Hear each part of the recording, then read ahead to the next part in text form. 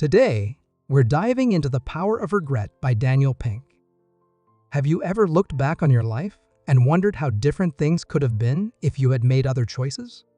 Do you ever wish you had taken more risks or acted differently in key moments? This book explores the hidden value of regret, showing us how we can use it to make better decisions and create a more meaningful life. Stay with us until the end to uncover how regret can be transformed into a tool for growth. Regret is a part of life, but it doesn't have to hold you back. Have you ever asked yourself, what if I had followed that dream? Or if only I had taken that chance? These questions can linger in our minds, creating a sense of what could have been. But instead of being a burden, regret can be a powerful motivator. It can teach us lessons, help us avoid future mistakes, and even lead us toward greater fulfillment. This is exactly what the power of regret aims to reveal. In this summary, you'll learn how regret shapes us, why it's a necessary part of the human experience, and how to turn it into something positive. You'll also get practical tips on how to anticipate and manage regret in a way that leads to better decisions and a more fulfilling life.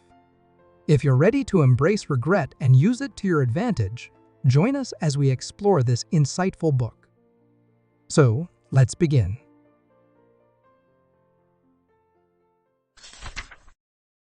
The Myth of No Regrets.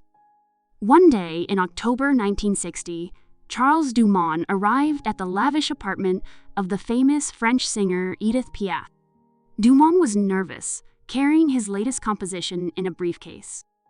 Piaf, one of the world's most celebrated entertainers, was 44 years old at the time, and her health had deteriorated due to years of addiction and an unhealthy lifestyle.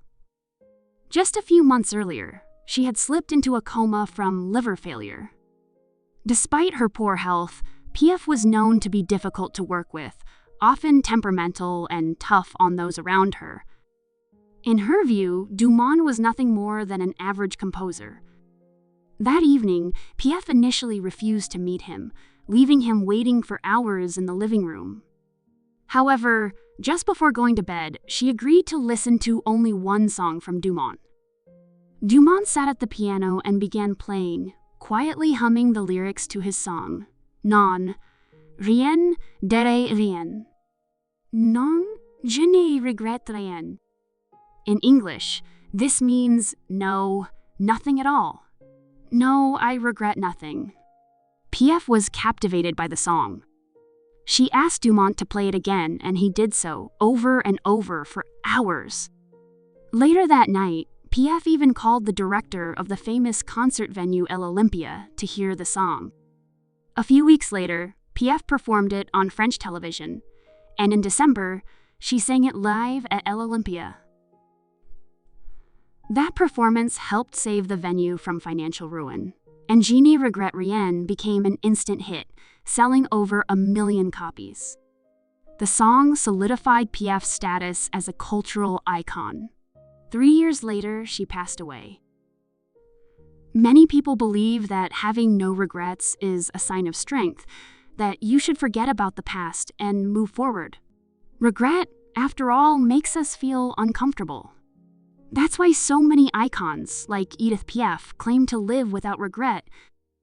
The famous line, "I have no regrets," has been echoed by the likes of Bob Dylan, John Travolta, Tony Robbins, and even Angelina Jolie. People all over the world have tattooed no regrets on their bodies, and it's become a common theme in songs and self-help books. At first glance, this mindset feels empowering. However, there's one major problem with it. The belief itself is flawed. Regret is a natural part of being human. There's no need to avoid it or feel bad about it. In fact, regret can guide you toward making better decisions, improving yourself, and finding deeper meaning in life. Numerous studies by researchers have shown this to be true. We'll explore some of those studies later on. The goal of this summary is to show you a new perspective on regret. It's not something to be feared or dismissed, it's something you can embrace and use as a tool for personal growth. Why regret makes us human. We experience regret because we possess two unique abilities that are distinctly human. First, we have the capacity to mentally travel between the past and the future. Second, we can construct narratives about events that never actually happened. Take, for example, a 52-year-old woman from Virginia. She reflected, "I wish I had pursued the field I wanted to graduate in. Instead, I followed my father's wishes and dropped out of the program. My life would have been completely different. I would have been happier, more fulfilled, and felt a sense of having achieved something significant." This woman demonstrates our human ability to revisit the past and create an alternative reality, where instead of following her father's wishes, she pursued her own desires. She imagined a future where she was more satisfied with her career. Humans are the only creatures capable of feeling regret. If a person cannot feel regret, it's likely due to a mental disorder or a brain injury. In 2004, cognitive scientists used a gambling game to study regret. Participants played 2 digital roulette games, spinning them on a computer. They could only choose one roulette wheel, and based on the result, they could either win or lose money. The participants who lost money felt bad.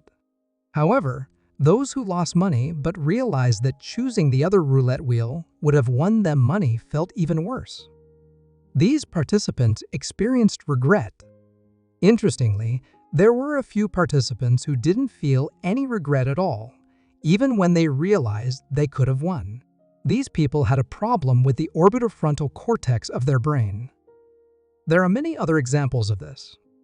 In various studies, participants were given scenarios like, Maria got sick after eating at a restaurant she frequently visits. Anna got sick after eating at a restaurant she tried for the first time. Which of them will feel more regret? Maria or Anna? Most people can quickly answer that Anna would feel more regret. However, individuals with conditions like Parkinson's disease or Huntington's disease struggle to make this distinction.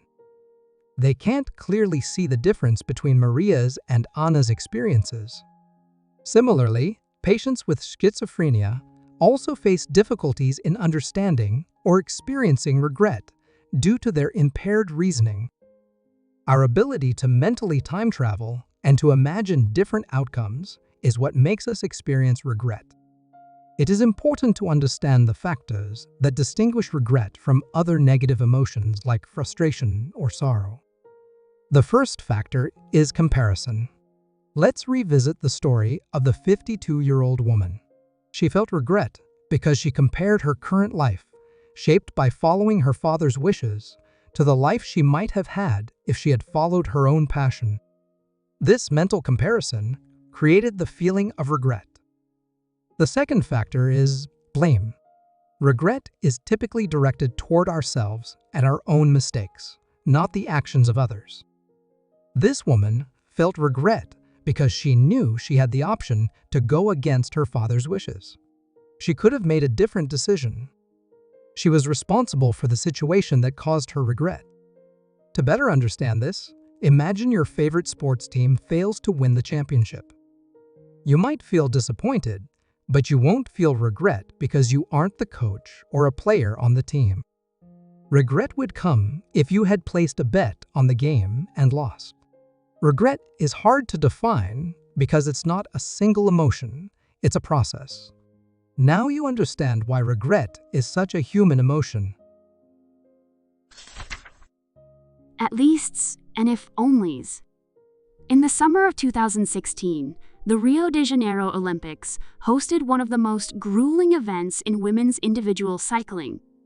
The race course stretched over 140 kilometers, with cyclists navigating intense hills and sharp inclines. The scorching heat added to the challenge, making the roads feel as if they were on fire. As the race neared its end, 3 women surged ahead of the rest, speeding toward the finish line.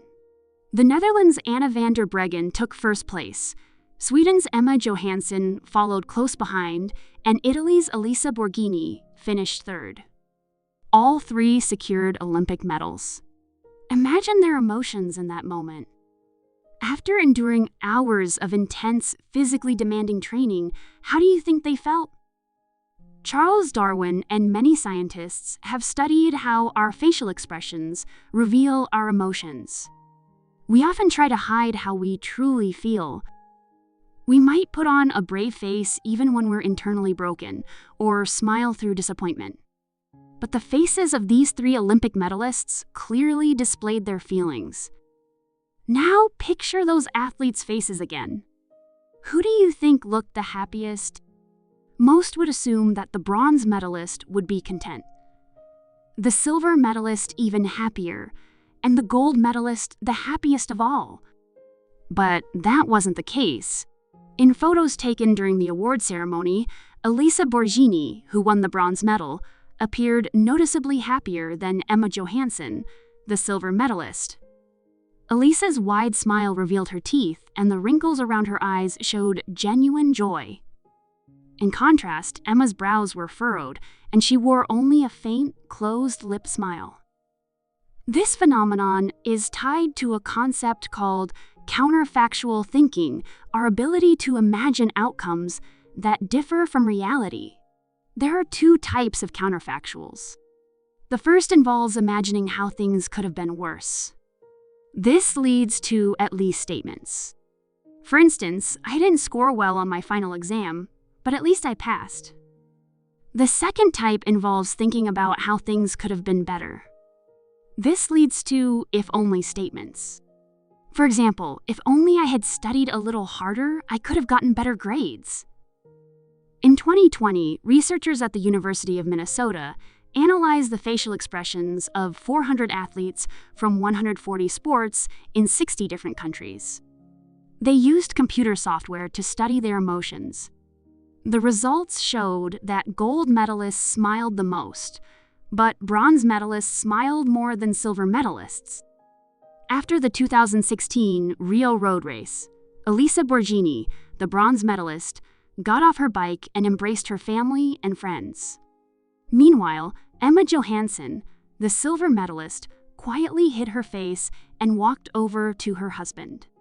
The event announcer remarked, "If there had been just 100 more meters, Emma would have won," encapsulating the classic if-only mindset.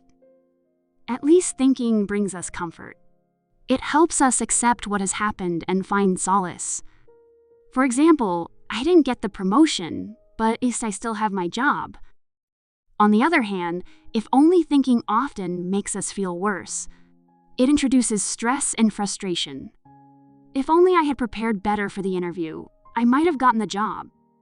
Logically, one might assume that people would choose to think in terms of at least more often than if only. After all, we're wired to seek happiness and avoid pain. But surprisingly, that's not how it works. Researchers asked people to keep diaries and randomly message them to check their thoughts. The study revealed that 80% of the time, people were thinking in terms of if only in truly dire situations, like accidents, did people shift to at least thinking, saying things like, "We may have lost all our belongings in the crash, but at least we're alive." In everyday life, however, most of us lean toward if-only thoughts. That's simply how our brains operate. Why do we do this? Why do we dwell on our mistakes and hurt ourselves by thinking about what could have been? Is there some hidden satisfaction in self-inflicted pain? In truth, regret is essential for survival. At least counterfactuals may make us feel better in the short term, but they don't improve our performance or decisions in the future. On the other hand, if-only counterfactuals may make us feel worse now, but they push us to do better later. Regrets are the ultimate if-only. They make us uncomfortable today so that we can create a better tomorrow. Why regret makes us better. Have you ever continued making poor decisions despite investing time, money, or effort into something simply because you didn't want to admit defeat? Have you kept working on a failing project, refusing to change your approach because of the effort already invested? or tried to fix a broken relationship just because of the years you spent on it? We often become so attached to something that we repeat the same mistakes over and over. Regret helps us break that cycle. Regret offers three key benefits. It can improve your decisions, enhance your performance, and give deeper meaning to what you do. Let's explore each of these in detail. First, regret makes our decisions better. Imagine you bought a guitar that you rarely use. Now it just takes up space in your room, and you're in need of cash. Coincidentally, your friend Maria is looking for a second-hand guitar. She asks how much you'd sell it for. Let's say you initially paid $500 for it, and $300 would be a fair price. Maria, however, isn't willing to pay that much, so you agree to sell it to her for $225. When you tell her the price, she immediately agrees and hands you the money. Do you think you'd regret this decision? When people accept your first offer without hesitation, you often kick yourself for not asking for more. Admitting that regret can help you make better decisions in the future. In a study conducted by social psychologists at Columbia University, a group of negotiators was observed. These negotiators had their first offers accepted right away. The psychologists asked them to rate how well they thought they could have done had they asked for more. The stronger the regret the negotiators felt, the more time they spent preparing for their next deal. The pain of regret slows us down, making us gather more information and explore more options. We take longer to make decisions because we become more cautious, ensuring we don't repeat the same mistakes. In a survey conducted by the book's author and colleagues, a mother shared her story of regret. She said, "When my daughter was 5 years old, I yelled at her on the way to school because she spilled juice on her uniform. I lost my temper, and she cried. I hurt her over a simple stain on her clothes. After that incident, I never yelled at her again. I learned from my mistake, but I still wish I could go back and undo what I did." Second, regret can improve your performance. Psychologists often use anagrams in their research. Rearranging letters in a set of words to form new combinations tells us a lot about how the mind works. For example, rearranging the sentence "clairvoyants smash egg pools" can give you psychologists love anagrams.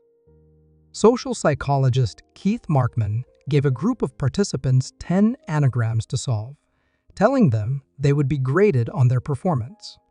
After some time, Markman informed the participants that they had only solved half of the anagrams. He wanted them to feel regret. He asked them to reflect on their performance and think about how they could have done better. Their minds filled with if-onlys. They felt worse than another group of participants, who were encouraged to think in terms of at least I solved half of the anagrams. Interestingly, in the next set of anagrams, the participants who had felt regret solved more puzzles, worked for longer, and outperformed everyone else. In another experiment by Keith Markman, participants were asked to play blackjack on a computer. One group was told they would be done after one round, while the second group was informed that they would continue playing after the first round. The participants who knew they would play again experienced more if-onlys after the first round, regretting their strategy or the risks they took. In contrast, the first group felt no regret, simply saying, "At least I didn't lose more money." The second group's regret stemmed from the fact that they had another round to improve their performance, while the first group, knowing they were done, felt satisfied with how they played. Finally, regret adds meaning to our lives. One of the participants in the World Regret Survey, Abby Henderson, is a 29-year-old writer. She grew up in Arizona, but her family used to spend the winters at her grandparents' house in Indiana to escape the cold. Both of Abby's parents worked, and as a quiet child, she enjoyed spending time alone after school. However, her grandmother in Indiana would always wait for her to return and ask how her day went. Abby found this irritating and rejected her grandmother's attempts to connect. Now, she regrets it deeply. Her greatest regret is not learning more about her grandparents' life stories. So when her father turned 70, Abby bought him a subscription to Storyworth, a service that emails a question each week, like, "What is your favorite childhood memory?" Or "What did you love most about your mother?" The recipient writes their response as a story, and after a year, Storyworth compiles the stories into a book. Abby wanted to get to know her father more deeply. Abby said, "Now I search for more meaning. I look for more connection. I never want to feel the regret I did when my grandparents passed away. I don't want to lose the chance to connect with my parents." Regret sharpens the sweetness of life. We often don't realize how much something means until it's gone. Regret ensures we don't make the same mistake again. Abby now has a great relationship with her parents because she learned from the regret she felt after losing her grandparents. Regret, despite its pain, drives us toward better decisions, improved performance, and more meaningful lives. Rather than avoid it, we should embrace it as a powerful tool for growth and transformation. Undoing and at leasting. In the previous chapters, we explored why regret is essential. In the following chapters, we'll discuss how to deal with it. Take the example of Jeff Bosley. At 29, he joined the Army, making him the oldest cadet in his camp, older even than his drill sergeant. Eager to fit in, Jeff decided one night to get a tattoo. Wanting to impress his fellow cadets, he chose something that would symbolize strength and courage. He got a tattoo on his left arm, the one he used to hold his rifle, in bold papyrus font, "No regrets." Jeff served in the military for 10 years before becoming a firefighter in Colorado. Around the same time, he went through a painful divorce. The failure of his marriage made him realize just how much regret he carried. He regretted not finishing college, not following his passion for acting, and, above all, getting divorced. Jeff knew the tattoo on his arm wasn't true anymore. He regretted choosing the papyrus font, which he now found terrible. "I do have regrets," he admitted. "It doesn't make me feel good, but it motivates me." Jeff found more value in acknowledging his regrets than in pretending, like many others, that he had none. Fueled by his regrets, Jeff moved from Colorado to California to pursue his dream of acting. He decided to have his no regrets tattoo removed, a process that was long, painful, and expensive. Now Jeff sees the tattoo as a scar from the past, saying, "At least I didn't get it in a bigger font." There are two kinds of regrets: action regrets and inaction regrets. Action regrets arise from things you did, while inaction regrets stem from things you didn't do. What can you do about regret? To address action regrets, you can try to undo what you did by apologizing or making amends. To feel better, you can think in terms of at least focusing on what went right despite the mistake. The first step is to undo. Imagine you slapped a friend during an argument or said something inappropriate at a funeral. You'd likely feel terrible afterward. Action regrets often come from impulsive decisions made in moments of strong emotion. On the other hand, inaction regrets tend to be more abstract, less emotional, like regretting not studying harder in high school, but knowing you can't go back and relive your teenage years. That's an inaction regret. Some examples of action regrets include cheating on a partner, bullying a classmate, or insulting a coworker. In such cases, you can apologize. By saying sorry, you acknowledge your mistake. If the person accepts your apology, it lessens the weight of your regret. You can't change the past, but you can ask yourself if there's a way to improve the situation. If you've hurt someone, can you apologize or do something kind for them? If you've harmed yourself, can you start repairing the damage? For instance, you can begin paying off your debts or work harder at your job. If there's no way to undo what happened, there are still other options. Step 2. Say at least. Here's a story from the author, Daniel Pink. After college, Daniel went to law school, a decision he later regretted. If only he had thought more carefully or chosen a different path, his early years in the workforce wouldn't have been such a struggle. But despite his regret, there was a silver lining. He met his wife in law school. Daniel can't go back and undo his decision, but he can shift his mindset from if only to at least. As he puts it, going to law school may have been a mistake, but at least I met my wife there. At least statements don't necessarily improve our future performance or decisions, but they help us feel better in the present. In the World Regret Survey, many women express their deepest regret as marrying their ex-husbands. But even those women found something to use as their at least. Many said, I regret marrying him, but at least I have my children. At least is like a balm for our pain. It helps us avoid the damaging emotions of anger or depression. Look for the silver lining. Think about your regret and complete the following sentence, at least. This shift in perspective may not change what happened, but it can help ease the sting of regret, allowing us to move forward with greater peace and clarity. Anticipating regret. One day, in 1888, Alfred Nobel woke up and was shocked to find himself in the obituary section of the newspaper. Although he was very much alive, the paper mistakenly reported his death. In reality, it was Alfred's brother, Ludwig Nobel, who had passed away, but a journalist made an unfortunate error. What stunned Alfred even more was the obituary's headline, "The Merchant of Death is Dead." Nobel was a successful chemist and inventor, known for his creation of the detonator, blasting cap, and most notably, dynamite, which he patented in the 1860s.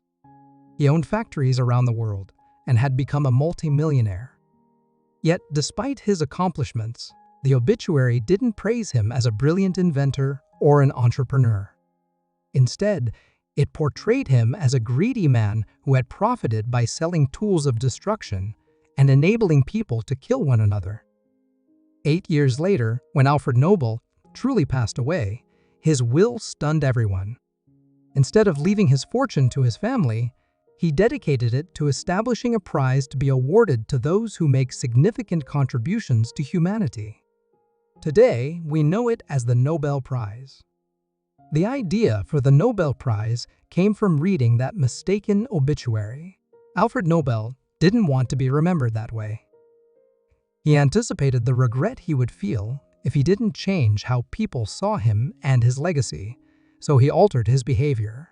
We can look back on past regrets and think about what we did or didn't do. But we can also imagine our future and anticipate what we might regret, allowing us to change course before it's too late. Jeff Bezos, the founder and chairman of Amazon, developed a concept called the Regret Minimization Framework.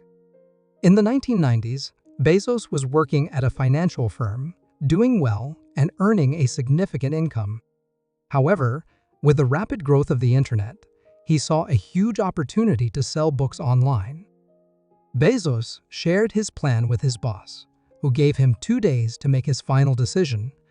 Should Bezos leave his high-paying job and become an entrepreneur?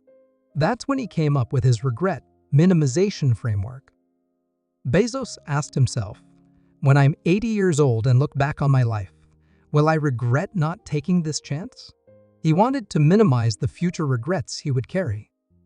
Bezos knew that if he didn't try to build something with the internet, he would always regret it. He wouldn't be able to escape the feeling of missed opportunity. By anticipating his regret, the decision became clear. Bezos quit his job and started Amazon.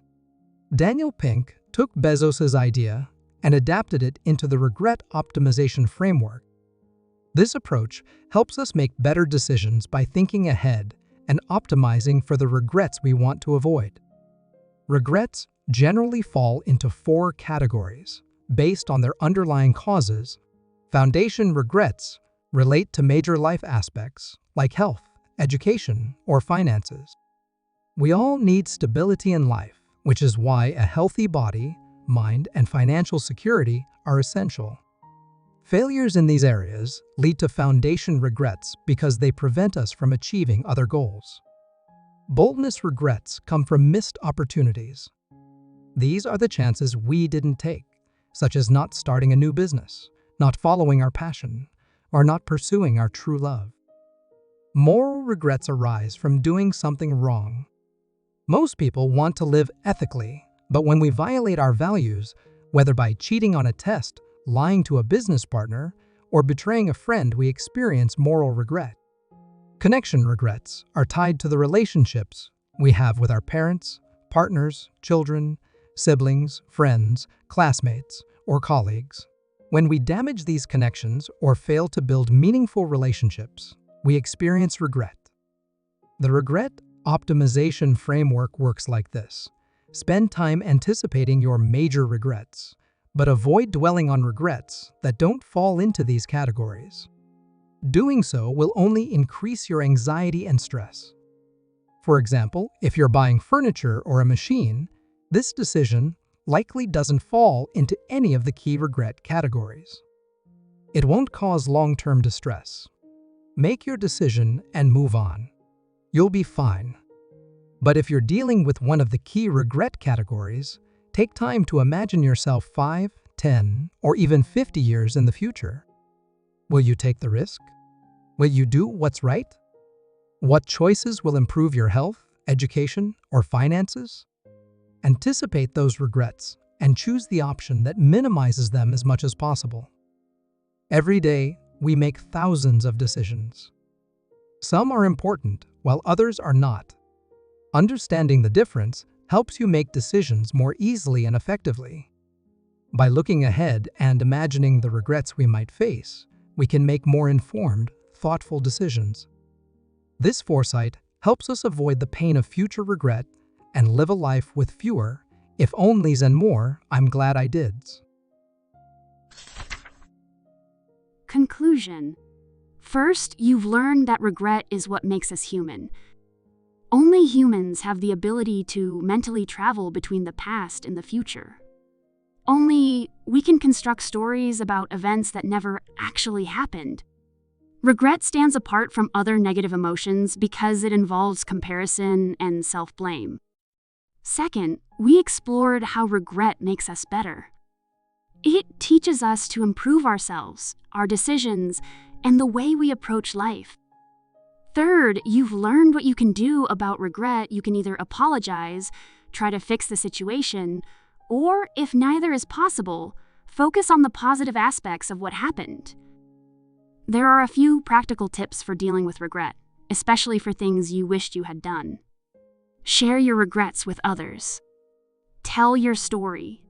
You could even write about it in a journal. Don't punish yourself. Be kind to yourself. Focus on what you've learned from the experience. Take a break and allow yourself time to heal. We all experience regret. It's simply a part of life. We hope this summary has helped you feel better about it. Move forward by learning from your mistakes. Focus on what you're doing now so you can minimize future regrets. As we come to the end of this journey on understanding the power of regret, remember that regret isn't something to fear, it's a tool for growth. It's a mirror that reflects our past choices and guides us toward a better future. Embracing our regrets allows us to learn, evolve, and make wiser decisions moving forward. If you found value in this summary, don't forget to share it with others who might need a fresh perspective on dealing with their own regrets. And if you're on a path of self-improvement, subscribe to the channel for more insightful book summaries that will help you navigate life's challenges with confidence and clarity. Thank you for listening, and as always, keep learning and keep growing. See you in the next summary.